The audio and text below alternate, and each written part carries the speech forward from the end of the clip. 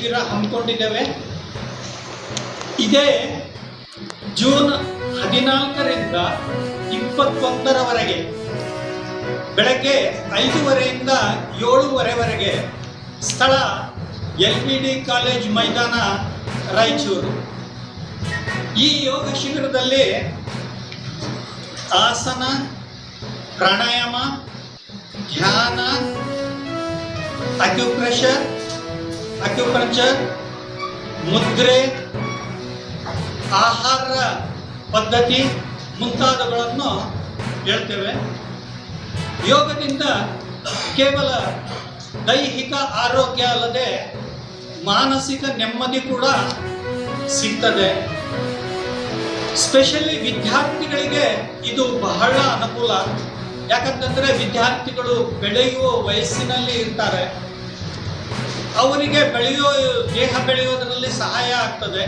ಮತ್ತು ಯೋಗ ನೆನಪಿನ ಶಕ್ತಿ ಜಾಸ್ತಿ ಮಾಡ್ತದೆ ವಿದ್ಯಾರ್ಥಿಗಳಿಗೆ. ಮತ್ತು ಯೋಗ ಚಂಚಲ ಮನಸ್ಸನ್ನು ಕಂಟ್ರೋಲ್ ಮಾಡಿ ಏಕಾಗ್ರತೆ ತರ್ತದೆ.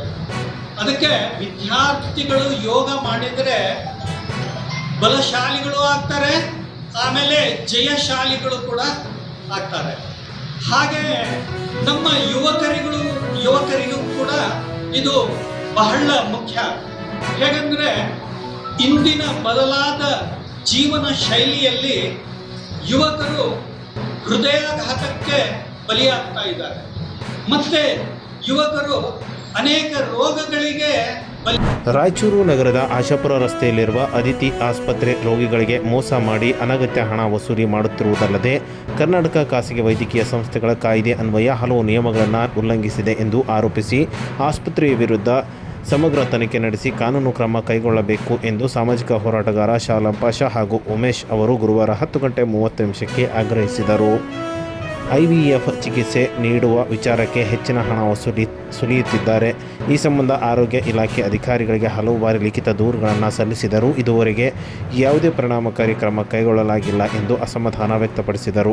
ಸ್ಥಳೀಯ ಮಟ್ಟದಲ್ಲಿ ಕ್ರಮವಾಗದ ಹಿನ್ನೆಲೆಯಲ್ಲಿ ಮೇಲಾಧಿಕಾರಿಗಳಿಗೆ ದೂರು ಸಲ್ಲಿಸಿ ನ್ಯಾಯಕ್ಕಾಗಿ ಹೋರಾಟ ಮುಂದುವರಿಸಲಾಗುವುದು ಎಂದು ಹೇಳಿದರು.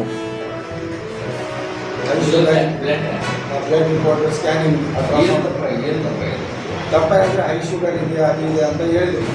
ನಾವು ಬೇರೆ ಹೈ ಶುಗರ್ ಇದೆಯಾ ಅದು ಇದೆ ಇದೆ ಅಂತ ಸೊ ಎಲ್ಲ ಏನೋ ಸುಳ್ಳು ಮಾಹಿತಿ ಕೊಟ್ಟು ನಾನು ಬೇರೆ ಹತ್ರ ಸ್ಕ್ಯಾನಿಂಗ್ ಮಾಡಿದ್ರೆ ಒಬ್ಬರು ಕ್ಲಿಯರ್ ಆಯಿತು. ಅದಾದ ನಂತರ RTI ಮುಖಾಂತರ ಡಾಕ್ಯುಮೆಂಟ್ ತೊಗೊಂಡಿದ್ದೀನಿ ಹೆಲ್ತ್ ಆಫೀಸಿನ.